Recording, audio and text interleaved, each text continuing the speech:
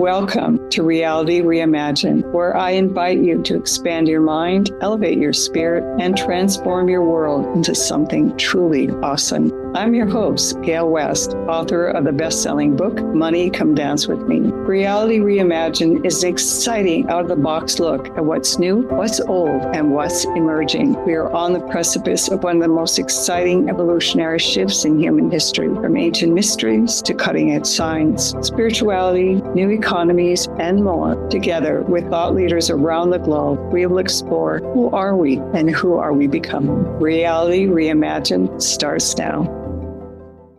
Hello, and I'm so excited. I'm Gale West, your host, and I'm so excited to have Ed Frauenheim as my guest today. And Ed, I met you 4 years ago at the Barrett Kohler Authors Association, and I've been so impressed with his work with men in particular. And it's about really shifting into helping men create new realities for themselves, and then new realities for us. And we are live today, which we usually aren't. And if you want to call in, the number is 1-800-930-2819, 800-930-2819. So Ed, tell us a little bit about yourself. How did you get into this work? Well, wait a minute. First, I asked everybody the same question. You can't get out of that. What brings you hope at this time? Okay. Thanks, Gale. It's a joy to be here with you and listeners. Men give me hope right now. And even well, you are a man. And I think this may be a little counterintuitive for some listeners because we've just seen kind of the rise of a more retrograde masculinity, a more misogynist might makes right masculinity arising in the United States and elsewhere in our political climate. And yet I think that there's a lot of promise on the part of men as they start getting in touch with their feelings, or they start recognizing the ways in which this hyper-masculine culture we've existed in for centuries has hurt us, besides hurt others, hurt women and others. And so as much as this kind of feels like a dark time, I see a lot of hope in the work I do with men, including young men. Wow, that's really powerful. And that segues into my next question, and that is working with men and seeing this new reality. What is the new reality that you see as men shift into being more in touch with their feelings that is for the world and for men in particular? And then translating out, you talk about a world where all can thrive. And that's something that's really passionate for me, creating a world where all can thrive. Yeah, I think that we are gradually, maybe not as fast as I had hoped and thought, but I do think we are developing a higher consciousness. And I think, maybe men have been the last to do that in some ways. But what I see in working with men is this recognition that we need to be fuller as human beings, live into a fuller humanity, which is to say we don't chop off our emotional life, our spiritual life. We don't focus on ourselves just as competitors, scrapping over scarce resources, but come into a sense of interdependence, collaboration, compassion, abundance. And I see this happening in some kind of surprising places with sort of blue collar fellows working in the ski industry, for example. I see it in some of the public safety realms, law enforcement, and in even the legal realm, where you have a lot of attorneys used to cutthroat combat all the time in the courtroom, and a recognition that this is killing our souls, and that there is more and more space for us to kind of recognize that we need to have a more soulful approach, and that is a kind of a global consciousness that I think would allow us all to thrive eventually. So that's really powerful. How did you get into this work? It's a powerful work, and you being a white boy, white man, excuse me, I don't want to call you a boy, a white man. Yeah, I'm flattered. Yeah. I haven't been called a white boy in a while. Yeah, I know, I'm sorry. No, it's But okay. there's a lot of pushback on white men and men in particular, from women, and like, and then feeling that who they are, who are they, and they're, whatever. Like, how did you get into this? How did you? I thank you for the question. I struggled as a boy and as a young man and as a middle-aged man. And I found it really hard to fit into this mold of what a real man's supposed to be. The kind of man where boys don't cry. You're supposed to be the king of the hill. You're supposed to be awesome at sports and win. And you're supposed to be self-made man guy, and independent to the point of isolation even. I was skinny growing up, lost my one fist fight in sixth grade. I was sort of jockey. I played soccer and hockey and basketball, but my teams never kind of won that clear-cut championship. And then the teams I was a fan of didn't either. The Buffalo Bills lost 4 Super Bowls in a row, and that actually really affected my psyche.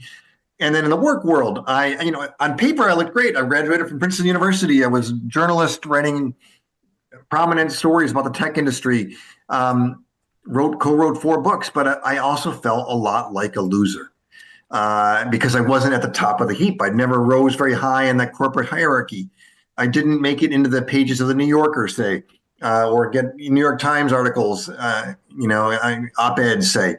And so this personal challenge then dovetailed with the fact that I was studying leadership, Gale. I was a journalist, and I was focusing on workplace issues, and eventually I landed at Great Place to Work, which is a research firm that studies employee sentiment. It does the annual research for the Fortune 100 Best Companies to Work For list. And so I got to see some great leaders and study leadership.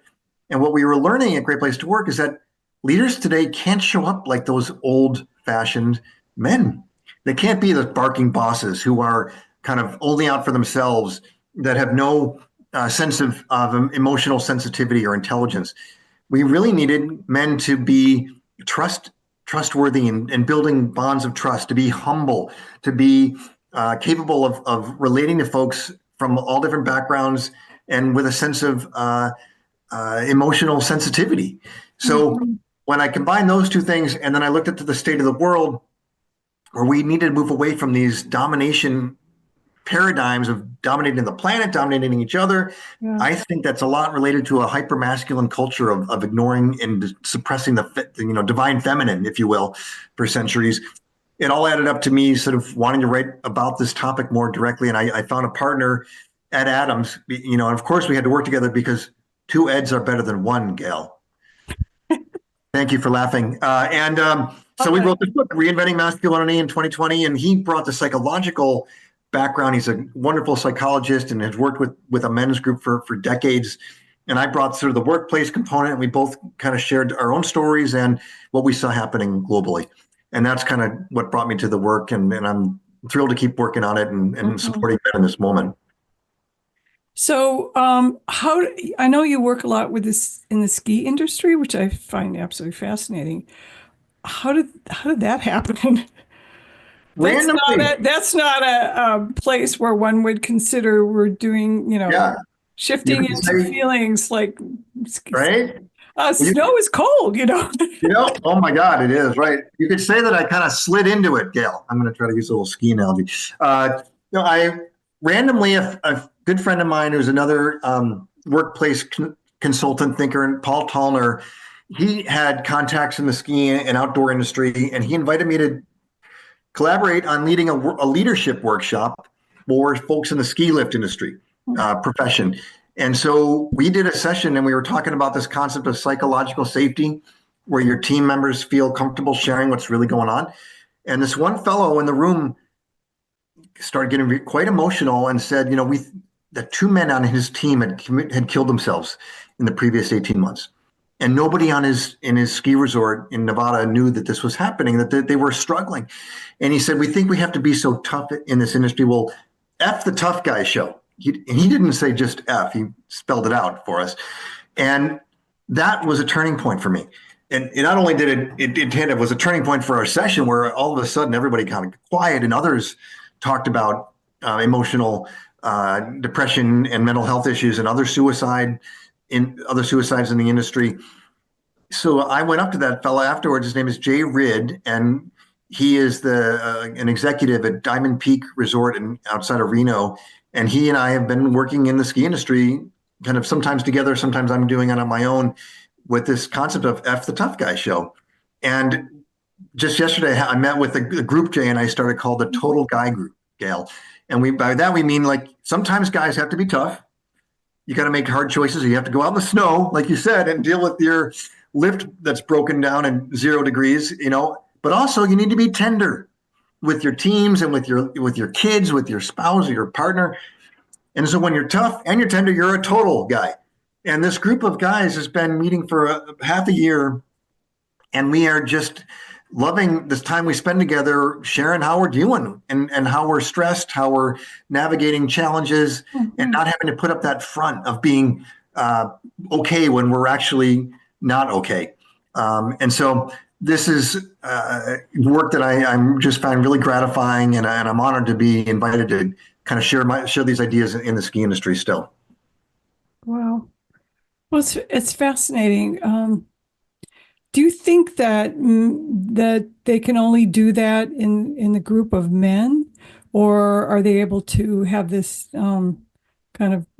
You're talking about balance, basically. This balance outside in the world, or do they feel like they have to put on the tough guy show when they get back out? I mean, how do people translate that? Because that's not so easy. Because there's an expectation of being a certain way, right? No, exactly. And it doesn't have to be just with men. In fact, when we've had these workshops, Jay and I on the Tough Guy Show, some of the most inspiring participants have been women. One woman was an HR, a human resources leader at one of the ski areas, and she talked about having an open door policy. Anyone can come in, have a little tea, sit down and talk. She talked about one guy on her team calling her and talking about how distraught he was. And it turns out he was in his truck about to drive over a cliff into a river, to kill himself probably. And she just was that voice for him to talk things through. And he didn't, thankfully. And we all gave her a round of applause, just that, making that space and that caring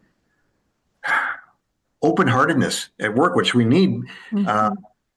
And I think it is valuable for men to experience a supportive group of men, a group of men where we're not shaming each other. We're just making space for each other to tell our stories, talk about what we're going through, the highs and the lows. Because so often when men are in a pack of men together, it's that we revert to that what I would call a hyper-masculine approach, where that tough guy show takes center stage, and there's a pecking order, and people put each other down, and you're trying to outdo posturing. Yeah, kind of posturing. Posturing. Yeah, exactly. Yeah, right. So this is when I've asked these guys if they're getting value out of this the total guy group. I was at first kind of amazed. They're like, "This is awesome." And they're like, "This is the one place where I don't have to be competitive with other guys." And that's such an interesting point, because we're just there. Nobody's trying to be the king of the hill. We're just there for each other and listening and making space. And so it's fresh. And I think it's kind of what I was going back. It goes back to what I was saying at the opening, where I see men being more open to doing this and not feeling like that's going to make them into a sissy. That's not masculine. It's actually just being a full human being when you can share what you're going through and not pretend that you're all okay. The difficulty, I think, is one of the things you mentioned is that they out in the world, they feel like they have to compete. And so there's this paradigm that is about competition and about the pecking order and about value, who has value and who doesn't have value. I'm all about my business is success with soul. How do we redefine success so that all may thrive? And so the difficulty is that they have this little cocoon that they can be real, and then they go out in the world and they can't be real. That has to be really stressful. Mm-hmm. So many people. Yeah, I think you're right. One of the things that I'm encouraged by is that more and more leaders in the ski industry and beyond are trying to make that cocoon bigger, if you will, create these zones where you can be a someone who is an emotional being, not just a robot, as a guy or a gal for that matter. I just had a lovely workshop with folks at a company called Circana. It's a consumer research, market research company. And it was for International Men's Day, November 19th. And we talked about the new pressures on men and the new possibilities. And I had two men from Circana join me for a part of the webinar, and they talked about how they acknowledge feelings. They don't try to pretend that work is a 100% logical, rational enterprise that people are going to check their hearts at the door. Instead, they're making time for check-ins. How are you doing? If there's a real disappointing project at work, they're going to say, that sucks, and kind of empathize with their team members, and also be allies for women and others that are less powerful, because they can understand. They are willing to kind of recognize that we've had advantages as men, and we can acknowledge that and not feel guilty or like it's a shame that we have to acknowledge that we've had some benefits. Hold that thought, and we're going to kind of explore that a little bit further, the idea of male benefits and how that's affected people. So this is Gale West. We're going to take a little break, and when we come back, we're going to talk a little. I have Ed Frauenheim on my show. We're going to talk a little bit more about how to navigate the world that we're in and the new possibilities for men and women in the world. Tune into Reality Reimagined with me, your host, Gale West, every second and fourth Thursday at 10 a.m. Pacific on TransformationTalkRadio.com, where you will have the opportunity to expand your mind, elevate your spirit, and transform your world into something truly awesome. Reality Reimagined is an exciting out-of-the-box look at what's new, what's old, and what's emerging. For more information on hope and transformation for your new reality, visit me, Gale West, at Success with Soul. Imagine if you were truly flourishing, how would your financial expansion impact the world? Author of Money Come Dance With Me, Gale West is an internationally known speaker, creative catalyst, and business intuitive at Success with Soul. Work with Gale to create a new relationship with money as your friend. Link the soul of your business to the business of your soul with programs like Sacred Money Mastery, Akashic Records of the Soul, and more. To receive a healing money meditation, go to successwithsoul.com today. Hello, we are back, and I'm Gale West, your host on the Reality Reimagined. We are live. I'm in Los Gatos, California. Where are you? I'm with Ed Frauenheim. Where are you, Ed? San Francisco, up a little north of you. Both California, and we are live. So if you have any questions, the number is 1-800-930-2819. That's not 1-800-930-2819. So we've been talking about men having this kind of safe cocoon where they get together with each other. And I was talking on the break with Ed about how so many men have a difficulty having equal relationships. That's a complaint that a lot of women have, that you're either up or down. And for many men, they're even with themselves, they're either up or down. And that way that then most men feel that women understand them, but they don't really understand women. But if you think about it, if you're standing under and you're looking up, of course you're going to be understanding, because you have to be. But if you are at the top and you're looking down, you don't have to really understand. And that happens a lot with not only men, but if from a different culture or a different race or a different way of being, that we don't, when we're at the top, we're looking down, but the people at the bottom certainly have to know what the rules of the people at the top are. And how do we navigate that? Because, I remember in the 80s, all those books about the games that mother never taught you how to play. And that they were basically trying to learn the male games, the white male games. It wasn't the African-American male games or the Asian male games. It was the white male games, right? And so women are trying to look like men. They're trying to dress like men. And then they're realizing that's not working so well. Shoulder pads and stuff. Yeah, totally. And then trying to figure out, the truth is, there's no power in knowing the rules and following the rules. The power is in breaking the rules. And that's what we see all around us today. The people that are breaking the rules are the ones that are esteemed, and we look at the politically. Hello, the guy that just got elected. He's not following the rules at all. So what's your take on this? It's a lot. I want to come back to what you said about understanding, because I think that's such a brilliant framing of those underneath have to understand what's going on. And literally they are understanding. They're standing under people in the top of the power hierarchy, if you will. Yeah, right. And one thing I would add about that question of men having a hard time with equal relationships is that most men, so let me try three little phrases on you, Gale. Men have most of the power. Most men don't have a lot of power. So at the very top of that pyramid is where men are. Men are at the top of that pyramid when holding lots of power in organizations and society, in families. But the vast majority of men are lower down in that pyramid, even if women are with them or lower than them. And so I think what's challenging for men to have equal relationships is that they've been socialized to kind of live in a pecking order, in a hierarchy where they have to punch down and honor those that are higher than them. And if they start challenging that and calling for a more equal set of relationships, that gets them in trouble.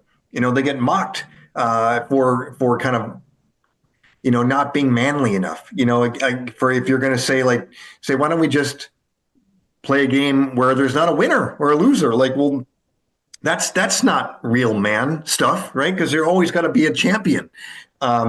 And those rules are really deeply ingrained in us, I think. I remember, for example, the song "We Are the Champions" was really impactful for me.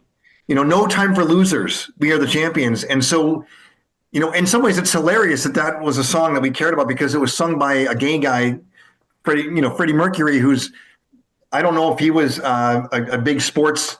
I don't get the sense from even the biopic that he was a sports winner or loser, but a gay guy. That's written by a gay guy. Well, yeah, Queen. I mean, Freddie Mercury, who wrote and sang the song. Yeah. Oh wow, that's amazing. Yep. And there was so much about the homophobia. It was part of that pecking order, right? We're better than us heterosexuals are way better than homosexuals because they're like women, which are the lowest on the totem pole. So yes, you are right that equal relationships are really hard for men, and yet there's so much we get out of breaking out of that belief that we have to have power over other people, and we get. I've experienced that personally in my own marriage with my wife, Rowena, who I believe you have met and hung out with a little bit, Gale, at BK events. She is a co-equal with me, or we at least try to have that as the way we operate our partnership and the way we parented. And there's that richness that comes from not having to have the pressure of being the boss all the time and the one who's calling the shots.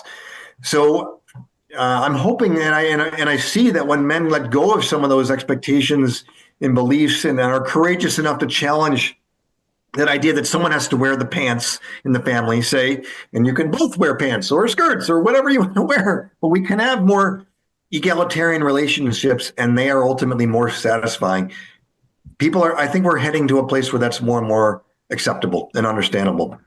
A lot of these rules, I talk about how in any relationship, we make a rule, we reinforce a rule, or we change a rule. And these rules it's in relationships and families with ourselves and, in society, these rules are not written down. They're not some big billboard, but everybody knows the rules. Some people like to play, but they really need to play by the rules. They need to figure out the rules. Some people say, F the rules. They do their own thing. And those tend to be the ones that actually have more power than everybody else because I'm not following the rules. I'm making my own damn rules. But like, how do we disconnect from, I think what you're talking about is intention, but it's really hard to not be influenced by these rules that everybody knows they don't want, but they're all around us. Yeah. Yeah, great question. And my co-author, Ed Adams, and I came up with a how for men, at least, to sort of break out of these, what we call a confined masculinity, Gale, which corresponds to these rules you're talking about, at least for how men. It's a prison. It's a prison. Like prison, yes, or a cage. There's also a psychological term for like a confined self, which is a very limited version of oneself, an unhealthy version of oneself. And we came up with these practices or behaviors that help men move to what we call from a confined masculinity, where you feel like stuck in those rules and these limited roles we can play and limited ways of relating. Like we can't be emotional, we can't be seeing ourselves in more equal relationships, to a liberating masculinity that frees us and everyone around us to thrive.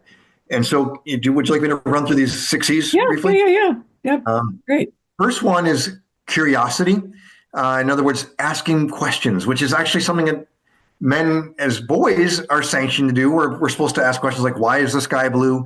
How does the sink work? That we get water running out of it. But then as we get older, we're told, you look vulnerable if you ask questions. It's not as okay to be wondering. But we're trying to say, come back to that. Come back to your curiosity, including about these rules that we're subject to and we're existing under. The second one is courage. So then could you have the courage, the bravery to challenge those rules and to go into some new places with your courage? Because we already know how to be physically and financially courageous as men, to bet the farm on an investment or to save the child or the dog in the burning building. But can we now be emotionally courageous, be vulnerable and let down our guard with others? The next one is compassion. How do we break down this sense that we're supposed to be stoic all the time and not really that feeling?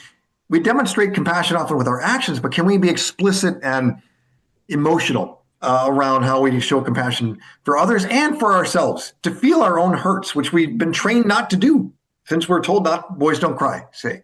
Yeah. The next one, the fourth one is connection, to acknowledge that we are interdependent and to foster bonds and friendships. Right now, you probably know, Gale, that there's this loneliness epidemic that affects men especially. Men are, increasingly not having a close friend. Like 23% of young men don't have someone who really knows them. So this is a real problem for us guys that the pandemic kind of made worse. The last two are commitment to stick with this process, and then contemplation. That's one I added after we wrote the book, because I was hearing from more and more folks about the importance of meditation, of prayer, of practices that allow us to get grounded and to really take care of our mental well-being. So with these 6 C's, we think that that's a way to help us get through those and break out of those rules, that confined prison of masculinity, and emerge into a healthier one that actually ultimately is healthier for folks around us as men as well. That's really powerful. I'm just thinking I've got a friend of mine who works for the American Society of Surgeons. Okay. And they're doing, in the next convention, there's going to be a whole segment on mental health. Great. Because so many surgeons are, that idea of the surgeon being this arrogant asshole who goes into the surgery and is better than everybody else. But yeah, it affects the home life, it affects themselves, it affects so many other things, and many of them are really unhappy. And so we have like a couple minutes before we take another break, but I'm thinking that the pandemic really was a game changer for so many people because all the rules were gone of what we're supposed to be. It was a global thing all around the world. People were stuck in their homes. Yeah. They were feeling like they were in prison or not or whatever. And then people were going, what do I really want to do? They had to face death, that they could die. That was a big game changer because so many of us don't recognize our mortality. Yeah. And that, what do I really want to do? Who do I really want to be? And I think there's a real huge resurgence of spirituality and looking for passion and looking for purpose more than ever. I agree. And I would say that on the one hand, while the pandemic created more loneliness, it also created the conditions for us men in particular to break out of it, to kind of reflect on purpose, like you're saying, and reflect on what kind of life we want to lead, and to realize it's okay to not be okay. The pandemic gave a lot of people more permission to say, I'm anxious, or I'm down, I'm depressed. So yeah, it's a catalyst, game changer, as you put it. Yeah, right. So we're going to take a little break, and when we come back, we're going to kind of go more deeply into why do you think that like this new political situation has happened, and then how can people connect with you? Because I think what you have to offer is really, really important, not only for men, but for the world at large. Okay. So this is Gale West. We're going to take a little break, and then we come back. We're our last segment. I have Ed Frauenheim on my show. We're talking about new possibilities for men and the world. Right. Tune into Reality Reimagined with me, your host, Gale West, every second and fourth Thursday at 10 a.m. Pacific on transformationtalkradio.com, where you will have the opportunity to expand your mind, elevate your spirit, and transform your world into something truly awesome. Reality Reimagined is an exciting out-of-the-box look at what's new, what's old, and what's emerging. For more information on hope and transformation for your new reality, visit me, Gale West, at Success with Soul. Imagine if you were truly flourishing, how would your financial expansion impact the world? Author of Money Come Dance With Me, Gale West is an internationally known speaker, creative catalyst, and business intuitive at Success with Soul.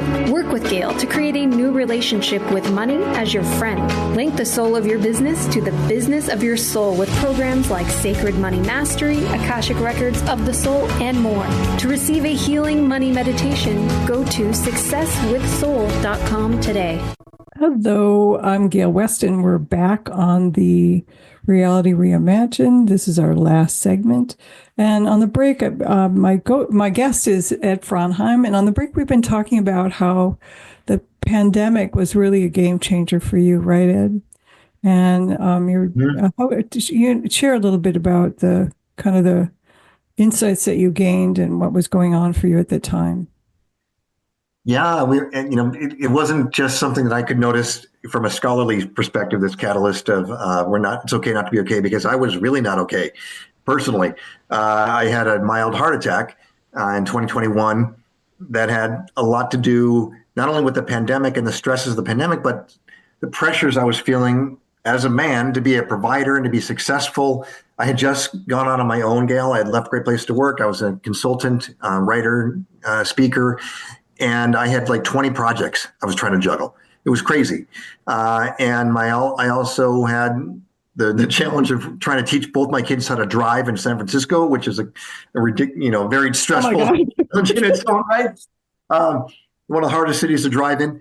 And all of it added up to stress that led me to have what's called a coronary artery spasm, where one of the arteries feeding my heart clenched up. It wasn't from cholesterol. It wasn't that kind of traditional blockage. The doctors told me it's usually a function of drug use or stress. And I wasn't a drug user, and I was very stressed. And so that's what they concluded. And then I experienced panic attacks after the heart attack.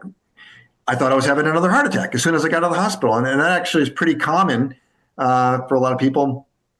But the two of those things really put me in a spiral, and to the point of actually getting into some very dark places and considering taking my own life. And I think my experience with that has helped me to understand the level of pressures that men are feeling these days, to the point where I think I have some insight into what some of the struggles and stresses that men who've been drawn to the MAGA movement have experienced as well. So tell me more about, so we talked a little bit about the MAGA movement and just how that happened, that people go, how did this happen? This is so out of alignment with integrity and who we are as a country. And it just seems really bizarre to so many people. But so you're saying you had some insight into it. Tell us more about what your insights are. So I think many people want to understand it. Mm-hmm. And I do too, but as I've, experienced my own challenges and stresses, and I've looked into some of the data and read accounts of, and also talked to some men who are drawn to the MAGA movement. One of the things I noticed is we have, I think, as men felt like our stresses and challenges and struggles haven't been acknowledged much, or as much as could be. Amid the needed reckoning with sexism, with racism, with other kinds of forms of inequity, at the same time, there's been a societal kind of pushing away or not paying real attention to the fact that men die by suicide at 4 times the rate of women in America, that men have been falling behind on measures of educational achievement and economic challenges with a lot of working class men in particular. And so all these challenges were documented well in a book called Of Boys and Men by Richard Reeves. And he and others have noted that we can have a sympathy and an empathy toward men, even as we acknowledge the challenges faced by women and others, that it's not a zero-sum game. And I think that what MAGA has done is say, men, we are hurting and we have been ignored by society and as part of this Me Too movement and other equity movements. And the response, though, instead of saying, let's acknowledge our challenges and work to heal ourselves and heal all those around us, instead it's been sort of we're going to take back our power and try to recover this archaic and unequal kind of society where we're back on the top. And that's basically a response of hatred as opposed to healing. And so I actually wrote an op-ed for the Atlanta Journal-Constitution saying, I understand some of these challenges. I felt economically stressed. I felt frustrated that I could not get ahead. I felt levels of anxiety around all the pressures I've been feeling to the point of having heart attack and panic attacks. But I think the response is not to go backwards, but to move forwards, to embrace our full humanity, to acknowledge that we're emotional beings, to acknowledge our privilege, but also to say, we got to be kind to ourselves here, and we can all elevate ourselves and our consciousness in this moment. Well, it's interesting. We were talking about the pecking order earlier in this conversation, and that, men are stuck in this idea of the pecking order, like who's at the top, and the idea that women or anybody else is understanding. There's literally standing under. Yeah. But then now, when men feeling that they're standing under, they want to be standing back up. And so, and then some of it, I think, is that when you don't have the skill set, if you don't have access to education, that in and of itself opens the doors to so many other opportunities. If you don't have access to feeling tools in your toolbox, like emotional tools or all these other kind of tools, the only other thing that you can think of is let's take it back. Yep. Because you don't have any other options that you can see.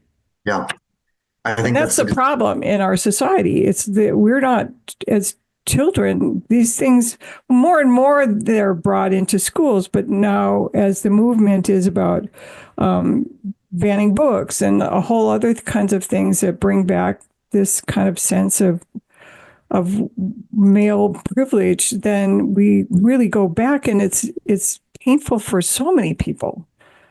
Yes, Gale, and it's ultimately painful for the same people that are in the movement. Yeah, and so it's really sad. It's sad and it's not sustainable. You get like a sugar high when you join the MAGA movement and say, "Oh, I'm with you, brother. We're going to take back. We're going to not stand under, but stand on top." Like you said, get back in the, like the JD Vance version of the family, where the man is in charge of everything. Well, that's not been a recipe for great happiness in the long run. For given that happier men have wives that are equals, or if they're going to be heterosexual men, that where the partnership is one that elevates you and your partner over time. And if you look at, like you said, these questions of a toolbox, it's not a recipe for long-term success to say, I'm going to come back to like being an emotionless patriarch. One of the lines that I remember being so struck by in the MAGA movement, I saw this go by in a truck at a march in Arizona, is F your feelings. I was like, how is that good? We're going to like say we shouldn't have any feelings. And, you're saying F the feelings of those who are claiming they've been hurt by say patriarchy. So have men. We've had our kind of sense of being able to say that we are in pain ripped out of us at this young age. So it's not a long-term promising approach to go to the make America great again kind of masculinity, where it's about domination, it's about stoicism, it's about self-reliance. It's not that doesn't really bring us forward. And going back to saying I was hopeful, Gale, at the beginning, I see that a lot of young men who have had that opportunity to get a wider education, that have been trained in tools like conflict resolution, where they can say, I feel crappy when you do this, or when you say this to me. I've seen my son's generation. He's a 21-year-old college student. He's not turning, and he and his friends are not turning to this MAGA masculinity. They're like able to have an emotionally intelligent conversation if they're feeling slighted by each other, or feeling like they've been mistreated. It's not just like suck it up or beat the other guy up. It's like, you hurt me. I felt hurt when you did that. And that leads to a deeper bonding. So yes, there is hope when we can bring these toolkits to more and more people. And that I do think that that's happening little by little. Well, I'm thinking about the idea that if you feel powerless, you're going to try to grab power.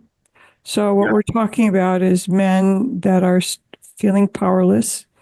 Their power has been ripped from them because just being a white man is not enough. Mm-hmm. It's like other people are taking over, women are taking over, and what do they have? Nothing. Yeah. Nothing. And so they're, this idea of suicides, I think it was like 40s to 60s, of men that have low education are the ones that are most, have committing suicide and overdose. So that's really, we're talking about allowing everyone to thrive. Exactly, Gale. And, there's another statistic that really shocked me is that white men who have, conceivably have have the most power, and white men do have the most power. But again, most white men do not necessarily have a lot of power. White men make up 30% of America, and they make up 70% of suicides.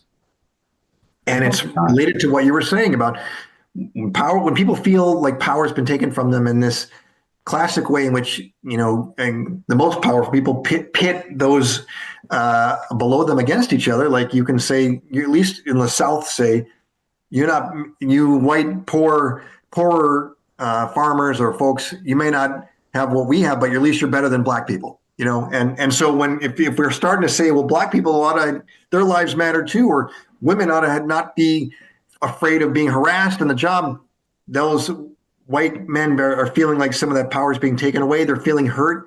Well, hurt people is another thing we know, right? Yeah. So you're right. We need to help everyone to thrive.